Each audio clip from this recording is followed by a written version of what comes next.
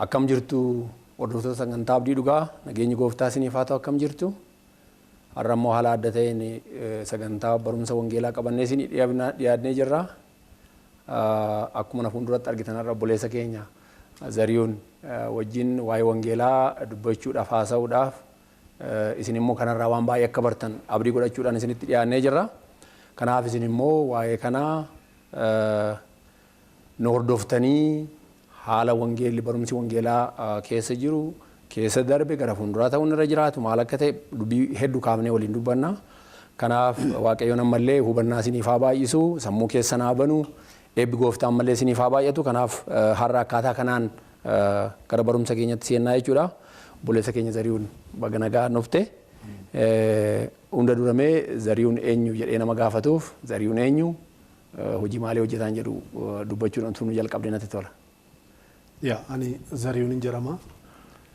Waldaa warra wangeelaa Makaana Yesuus irraa waajjira olaanaa irraa kutaa Christian Education and Theology jedhamu irraa qindeessaa ta'een hojjechaa jira. Kana fakkaata.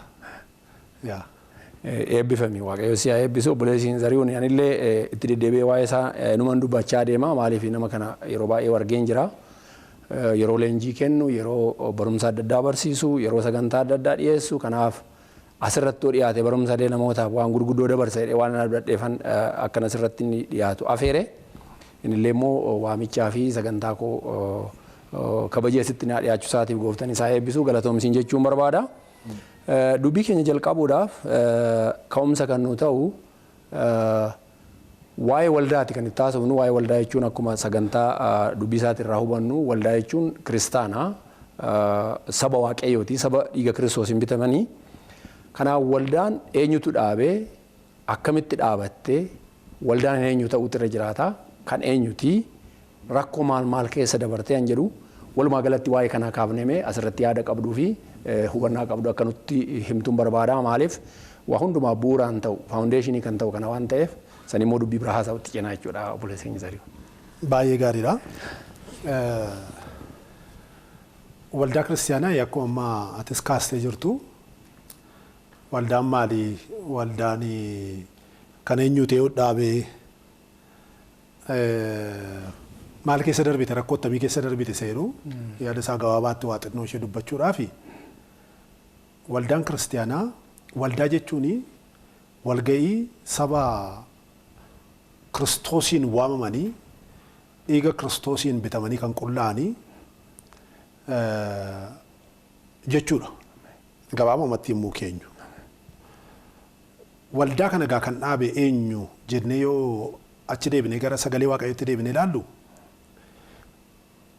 hundeen waldaa kiristaanaa,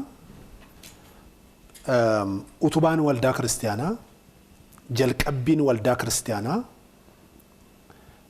guutuun waldaa kiristaanaa, wanti hundumti isaa Kiristoosidha. Waldaanis kan Kiristoosi. Maaliif dhannee sagalee waaqayyoo keessatti yeroo ilaallu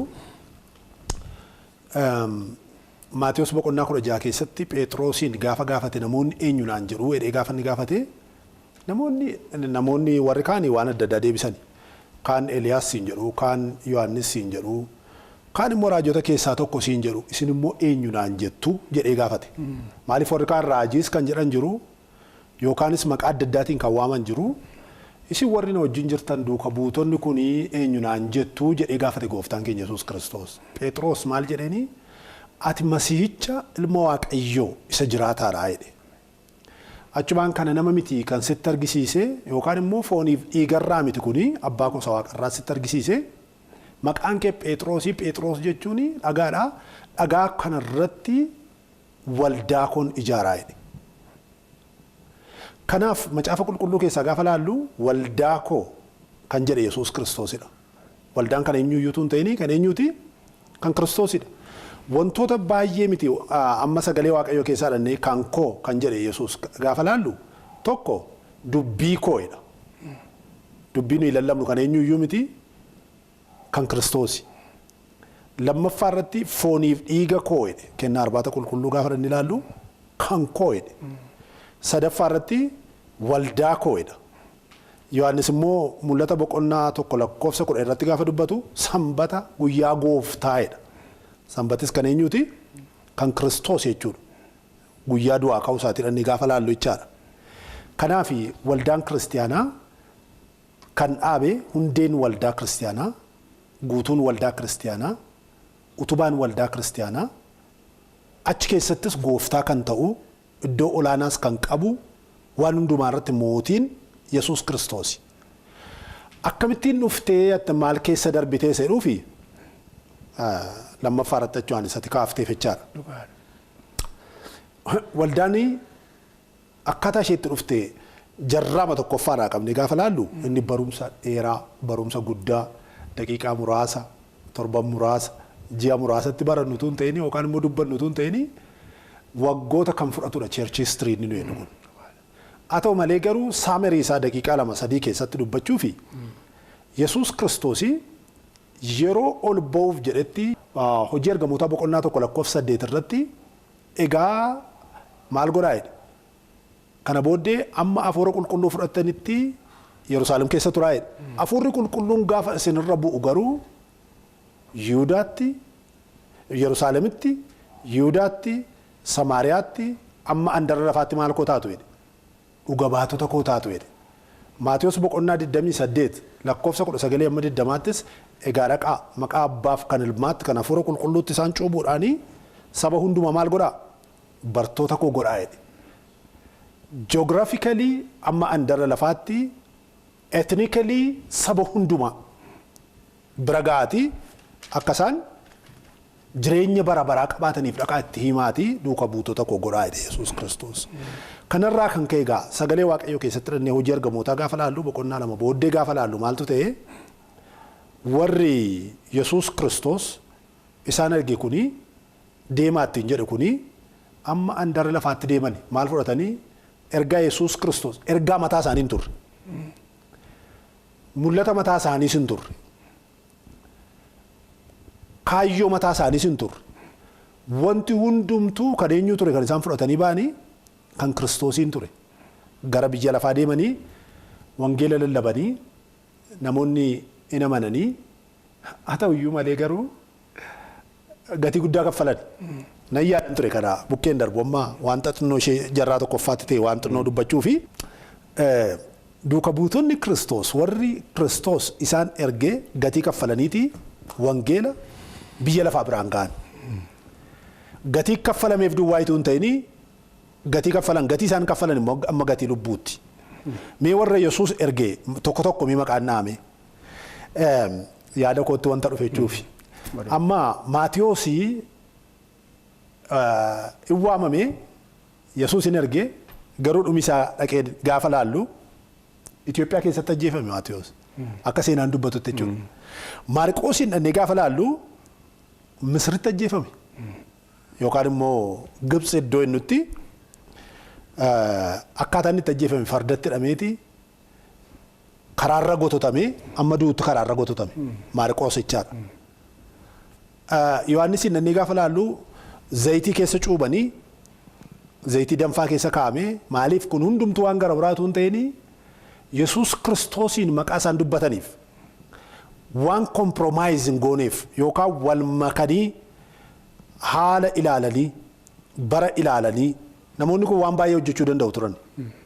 Garuu isa sana hundumaa didaniiti inkoo jedhanii Yesuus Kiristoosiin dhugaa ba'ani. Kanaaf amma fardatti hidhamanii lafarra gototamanii magaalaa keessa gototamanii du'anitti Yesuusiin dhugaa ba'aa deemu turan. Dhaqeen inni ilaalan ture ittaansee Luqaasiidha. Giriikitti fannifamee ajjeefame. Giriik keessatti fannisanii ajjeesani. Phexroosiin inni gaafa gadi ilaallu asii gadi galagalchanii fannisani. seenaa isaanii gaafa dubbannu amma gaasa kana macaafa qulqulluu keessatti argachuu dhiisuu dandeenya tradishiniin waldaa kiristiyaanaa akkaataa isaa itti du'an gaafa dubbatu wantoota adda addaa irraa gaafa dubbifnu seenaa irraa argachuu dandeenya malee isaati. Itti aanee Yaaqoobiin dhannee gaafa laallu mana qulqullummaarra dhaabaniiti asii gad darbatanii ajjeesani. Ilma Zabdiyoos obboleessa Yohaannisiin warra Yesuus Kiristoos utuu bira darbuu dhaqu abbaa isaanii wajjinii kiyyoo tuusaan baatanii deemanii na duukaa bu'annaan kiyyoo isaaniif abbaa isaanii dhiisanii Yesuus duukaa bu'anii Yaaqoobiin mormi isaa akka irraa citu yeroo itti faradanii dhaabatee dhugaa ba'a ture. Dhaabateeti wayii wangeelaa dubbata ture. Namichi aboo qabu bukkee dhaabatee dhaggeeffatu gaafa Yaaqoobiin morma isaa irraa kutuu fedhan ilma Zabdiyoos irraa dhaqee bukkee jilbeenfatee ofiisaatii. Anis isa nama jedhetti namaneeti anaanis morma koon irraa kutaa jedhee achitti ajjeefame wajjiniin. Namooti dhaga'aa jiran turanii istaandii isaan qaban yookaan immoo wayii Kiristoosii fi of kennuu isaanii jireenya isaanii bara isaanii yoo du'i itti faradame yookaan yoo rakkoon irra ga'ellee akka isaan booddeetti hin deebine namoonni arganii wantumti jara kana akkas gochaa jiru maa inni jedhaniiti ofiis keessa galaa turan namootumti isaan dhaga'an jechuudha. Warra kaan Bartolomewoos inni Armeeniyaa keessatti ajjeefame Indiriyaas gaafa fannifame guyyaa lama guutuu fannoo irra taa'ee wangeela lallabe ture. Indiriyaas gaafa ajjeefame jechuudha. Fannifamee akka ajjeefamu ta'ee warra akka Toomaas eeboodhaan waraanamaniiti kan isaan ajjeefamanii. Warra akka Yihudaa Yesuus Kiristoosiin dabarsetu hin ta'in isaa macaafa qulqulluu keessatti ergaa barreesse inni seenaa isaa gaafa laallu xiyyee ishee amma biyya keenya iddoo tokko jirtu isheen waraanamee ajjeefame. Warra kaanis warra akka Maatiyaas Faas yoo fudhannee dhagaadhaan rukutamee isa booddee mormi isaa irraa citeeti kan inni ajjeefame. Phaawulosis yoo fudhannee dhiphisanii booddee morma isaa irraa kutanii ajjeesan. Isaan kun hundumtuu garuu booddeetti hin deebine. Wangeelli nuyi har'a baannee jirru wangeela qoosaa miti.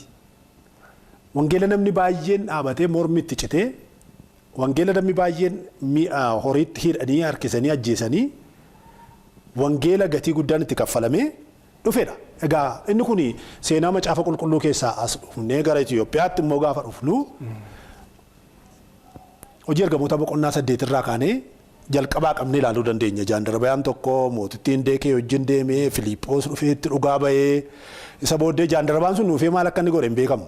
Yookaan hin lallabee kanas haa ta'u garuu waggaa bara 300 keessa wangeelli biyya kana dhufee wangeelli mana mootummaa galee gara bara Izaanaa isa booddee achirraa kaanee gaafa as immoo deemnee ilaallu misiyoonota adda addaatiin namoota adda addaatiin yaaliin baay'een godhameera. Gara booddeetti seenaa baay'ee arguu dandeenya garuu gabaabamatti olaallee Haayile Sillaasee irraa qabnee bara mootummaa Haayile Sillaaseetii bara mootummaa Dargiitti bara mootummaa amma jiru gargar qoodanii waan baay'ee haasa'uun hin danda'ama. Haa ta'uyyuu malee amma bara keessa jirruutti wangeelli rakkoo guddaa jibbamuu guddaa wal'aansoo guddaa ajjeefamuu namaa gaditti ilaalamuu waan baay'ee baatee dhufeera. Har'agaa wangeelli ribaannu isa kana waldaan kiristiyaanaas kana fiddee dhuftee akkaataan hundaa'uu waldaa kiristiyaanaas egaa kana wajjin wal qabatee jira jechuudha biyya kana keessattis. Jalqabaa qabnee gaafa laallu wantoota hedduu kaasuu dandeenya garuu yeroon keenya baay'ee gabaabaadha. Seenaa amma dubbachuun nurra jiraatu immoo dubbachuu hin dandeenyu iyyuu ishee kana duwwaa dubbadhe malee. Gooftaan si haa eebbisu buleenya keenya Zaariyuun. Waa'een seenaa waldaa akkaatuu kaaftee bu'uura jecha waldaan kan eenyutu dhaabee gatii maaliitiin dhaabatte dubbii babareedaa nu kaaftee amma akka dubbii waaqayyootti warroonni immoo wangeela kana Kiristoos irraa fudhan gatii maalii baasanii kamitti lallabanii kamitti dabarsanii har'a hangaane keessattuu immoo gara biyya keenyaa yeroo dhufnu akkaataa wangeelli biyya keenyatti dhufe asirratti waan tokkotu kaaftee waan inni barbaadu maali haalli wangeelli biyya keenyatti dhufe. Yeroo tokko haala amma keessa jirrullee hubachuu waan nu gargaaruuf akkamitti dhufe wangeelli biyya keenya argitee gara tokkoon gara Ijipti karaa waldaa Ortodoksiitiin gara biyya keenya akka dhufe seenan himaa gara biraatiin immoo waldaan keessattuu karaa reformation yookaan immoo waldaan erga jaarraa 16ffaa keessa haaromsa keessa seentee booda gara biraatiin gara biyya keenyaa dhufee jira. waldaan Makaayina Yesuus faallee waldoonni gara biraallee kana damee kanarraa akka dhufan yaadadha. Haalumti waldaan biyya keenya itti dhufte, haalumti waldaan biyya keenya keessatti dhaabatte, haalumti waldaan kiristaanaa keessa biyya keenya keessatti waldaa ta'uudhaaf daddeense haala naannoo kana jiru waan seenaa tokko ilaallu waa'ee abbaa gammachiisa Naasimoos fa'aa waan baay'eetu ka'a. Kanaaf waan naannoo kana jiru waan tokko kaafne maaliif hubannaa amma jiruuf illee nu gargaara waan yaadeef.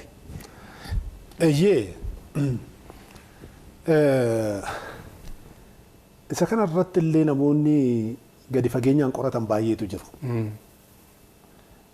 Kan na caalaatti waa'ee akkasii beekan historians churches waa'ee hundaa'uu waldaa wajjin wal qabatee haala seenaa waldaa kiristiyaanaa gadi fageenyaan kan qoratan namoota baay'eetu jiru. Garuu yaaduma isaa ammas wantichi bal'aa ta'uu danda'a. Waldaan kiristiyaanaa biyya kana keessatti akkaataa itti hundeeffamteef akkaataa itti dhaabatte biyyoota adda biraarraa xinnoo ishee kan adda godhus jira, kan wal fakkeessus jiraachuu danda'a. Akkuma jedhame waldoonni hedduun dhuguma akkan sila kaasee jalqabisaa akkaataan kiristinnaan biyya kanatti seenee achi deebi'uu dandeenya jechuu kooti gara sagalee waaqayyootti. Garuu as deebinee immoo gaafa laallu misiyoononni adda addaa baroota adda addaa keessatti yaalii hedduu godhaniiru biyya kanatti wangeela lallabuudhaaf. Erga waldaan ortodoksii biyya kana keessatti jalqabe jechuudha. Wayee hundee amantii adda addaa yoo dhanne waan baay'ee kaasuu dandeenya ammas. Amantiin hundumtuu maal akka isaan fakkaachaa turan akkamittiin bara yoomii akka isaan biyya kana keessa dhufan jechuudha. Kanaafiyyuu gara jarraa sadaffaattis kan deebisan jiru. Gara bara 450tti kan deebisanii haasa'anis ragaan tokko hin jiraatu. Ammas isa kanatti baay'ee naqu garuu boodanuma keessa dhiyeenya kana keessatti akkaataa itti wangeelli biyya kana keessatti babal'ate misiyoononni hedduun kan akka misiyoonii biyya Jarmanii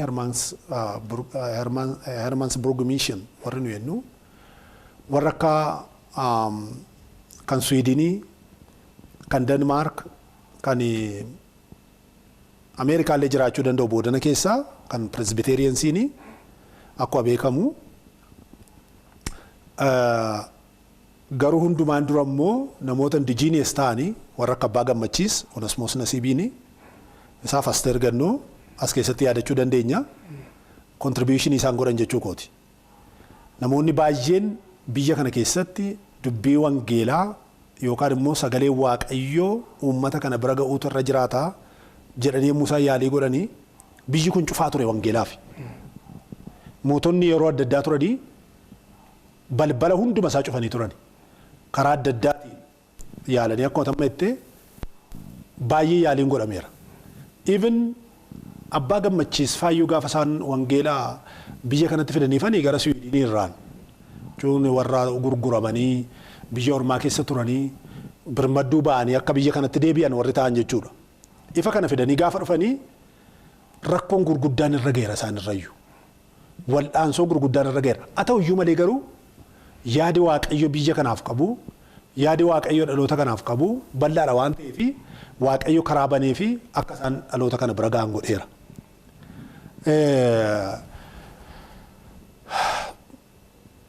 Rakkooleen hedduun turaniiru jechuu barbaadeen akkaataa itti galamammaa karaa addanaa karaa Mombaasaa irraa yaalii godhameenii karaa Sudan Interior Mission SIM warri kun akkamittiin akka isaan yaalii gochaa turanii warri kaanis akkaataa isaatti yaalii gochaa turanii baay'ee isaa seenaa waldaa kiristiyaanaan dubbata. Haa ta'u iyyuu malee garuu waggootuma muraasaa asitti baruma Haayile Sillaaseetii qabnee yoo ilaalle waggaa dheeraa miti waan ta'eef akka histiriitti waldaan kiristiyaanaa rakkoolee hedduun isaan mudateera dhaabachuu irratti jechuudha. Wangeelli akka hin lallabamnee fi wantoonni daangessan baay'een turaniiru. Bara dargii keessa immoo beekamaadha. Waldoonni kiristiyaanaa cufamaniiru, namoonni ajjeefamaniiru, warri kaan hidhamaniiru, warri kaan biyya ari'amaniiru, warri kaan immoo garafamuuf wantoota adda addaa hedduu dhandhamaniiru. Sana hundumaa keessatti garuu Waaqayyo akeeka inni qaburraa kan ka'e namoota adda addaas haa ta'u warra biyya keessaa indijiiniyes jennu warra nama dubbadhee warra akka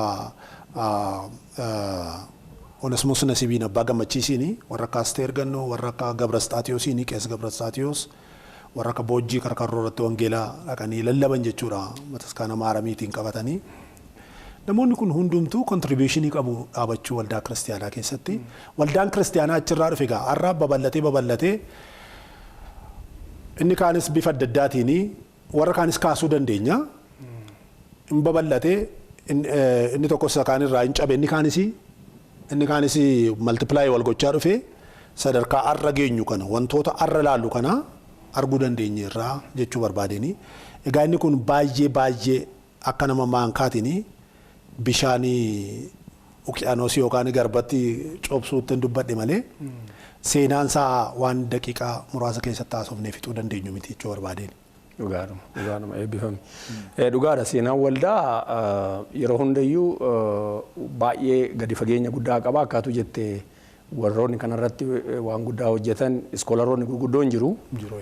Garuu haasaa keenya ammaatiin dubbii ammatti haasa'uudhaaf deemuuf ka'umsa waan ta'uuf kan akka kaasuun nurra jiraatu yeroo hundayyuu ka'umsa kiristaanaatiif jireenya kiristaanaatiif jireenya dhuunfaatiif illee jireenya waldaatiif illee bu'uura kan ta'u waldaan eessaa dhufte maal keessa dabarte kan eenyuti abbummaan ishii kan eenyu kan jedhu yeroo hundayyuu gadi fageenya hubachuun barbaachisaa waan ta'eef saba waaqayyootiif yaa saba waaqayyoo kanaaf waa'ee kanaa kaasuu hin barbaanne malee seenaa haasa'uu barbaannee miti waa'ee namaatillee ol kaafnee maqaa namootaa baay'ee guddisuu barbaannee miti namoonni maqaan isaanii ija waaqayyootiin ilaalamu waaqayyoon isaan haa eebbisu bara isaanii keessatti waan hojjetanii darbaniif.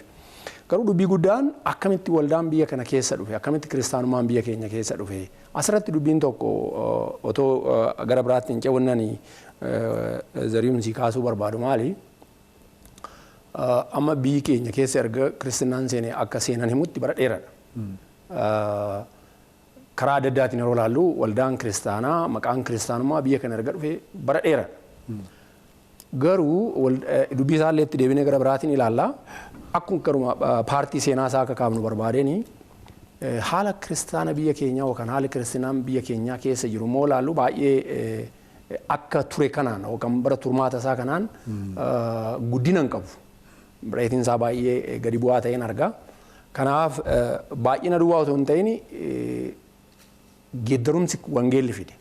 Wangeelli gara tokkoon jireenya uummataa jijjiiraa fayyina. Wangeelli lubbuu nama fayyisaa jireenya uummataallee jijjiiraa waa hunda hojjeta. Biyya keenya yeroo ilaallu addunyaa irratti baay'ee biyya abdii guddaa yoo qabaattu malee risoorsii guddaa yoo qabaattu malee baay'ee saba baay'ee duubatti hafee ta'u akka jiru gaafiyyuu hin qabu. Wangeelli garuu biyya kana dhufe yoo ta'e saba kana jijjiiruutu irra ture. Mooraalii biyya kanaa jijjiiruutu irra ture jireenya biyya kanaa jijjiiruutu irra ture. Because wangeelli amala namaa sirreessa maalummaa namaa sirreessa nama jijjiira fayyina jireenya bara baraatti dabalame jechuu kooti. Kanaaf yeroo kana laallu garuu biyya keenya duubatti haftee taanee argina. Kanaaf haala seenaa waldaa olaallu dhuguma bara dheeraa turuun isaa akka jirutti ta'ee inni mataa isaatiin gaafiif yaada adda addaa qabaatu asirratti dubbii guddaan jiru tokko maalinni maaliif biyyi keenya wangeelan jijjiiramuu dhabe. Maaliif biyyi keenya wangeelli guddachuu dhabe mataan isaa wangeelli bakka adda addaatti daangeffamee gaarota adda addaarra bakka adda addaarra ta'aa ture.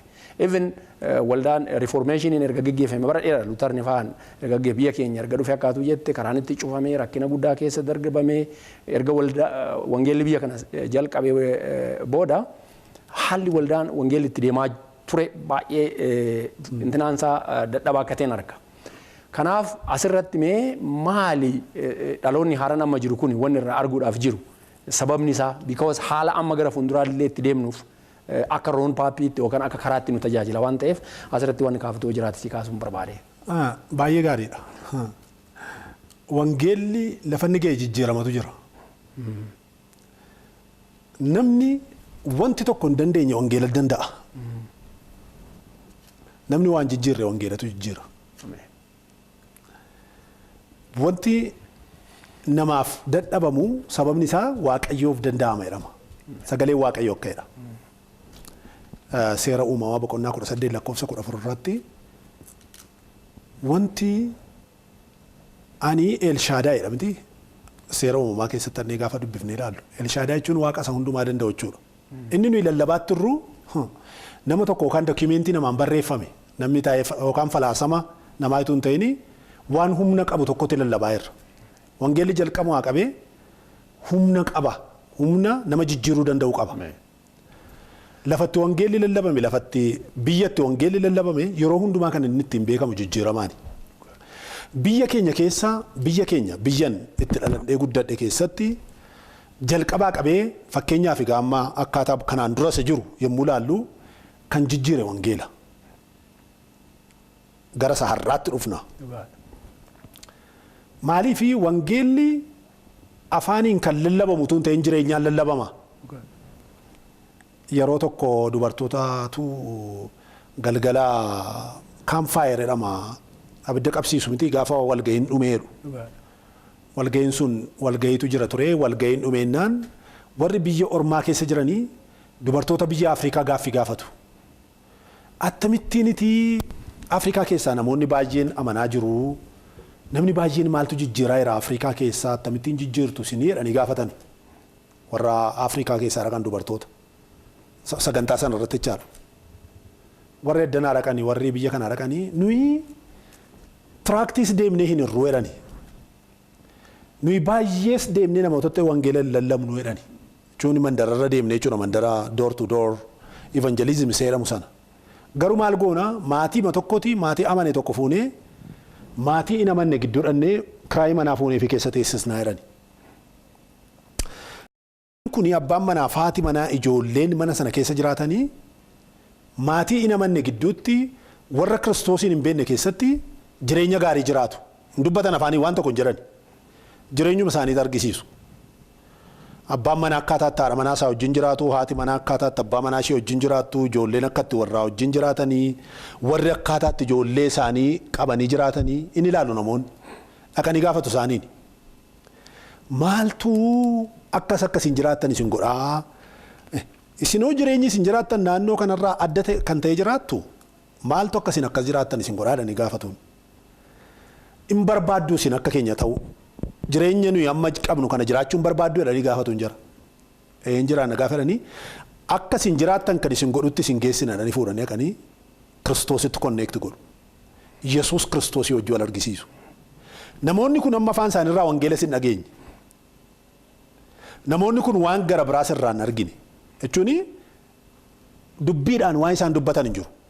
Jireenyumaan argisiisu turani. Jireenyi keenya waan baay'ee dubbata. Wanti nuyi hojjennu action jedhama miti inni kun. Wangeelli koo afaaniin lallabanii sokkuu miti. Wangeelli afaaniin dubbatanii jireenya ofii jiraachuu miti.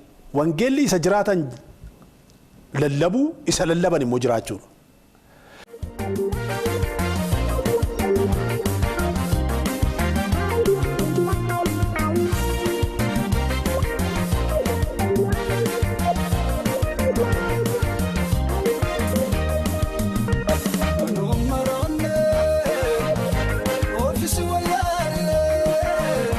Jalali sa ke sabu,